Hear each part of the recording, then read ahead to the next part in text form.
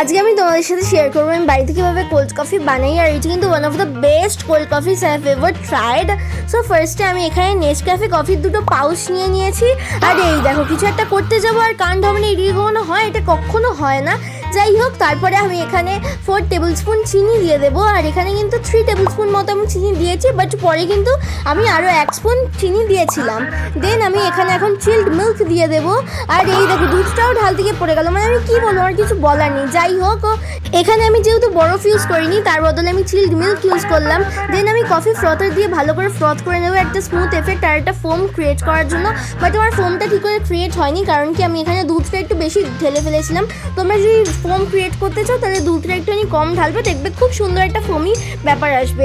দেন আমি ভালো করে এখানে ফোমটা ক্রিয়েট করে নেওয়ার পর আমি এখানে হার্শিজের কোকো পাউডার ইউজ করে নিলাম চকলেটে একটা ফ্লেভার আনার জন্য, আর হচ্ছে টেস্টটাকে আরও এনহ্যান্স করার জন্য। এটা পুরোটাই অপশনাল, এটা তোমরা চাইলে ইউজ করতে পারো, না ইউজ করতে পারো, it's completely up to you. But এখানে তোমাদের একটা ভালো ইনফরমেশন দিই, এই যে এই কফি ফ্রথারটা তোমরা আমার হাতে দেখছো, এটা কিন্তু খুব ভালো, ভীষণ ভালো একটা ফ্রথার। এটা কিন্তু আমি ফ্লিপকার্ট থেকে পারচেস করেছিলাম। এটা কিন্তু ভীষণ ভালো, যেরকম আমি আগে মেনশন করলাম।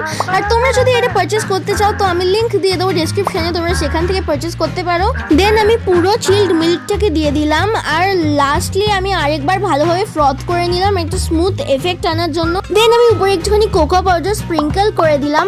অ্যান্ড রেডি আমার কোল্ড কফি। তোমরা চাইলে এটা বাড়িতে বানাতে পারো, বানিয়ে জানিও কেমন লাগলো। খেয়েছো আজকে এইটুকুই, কেমন লাগলো আজকে ভিডিওটা জানিয়ে যেও।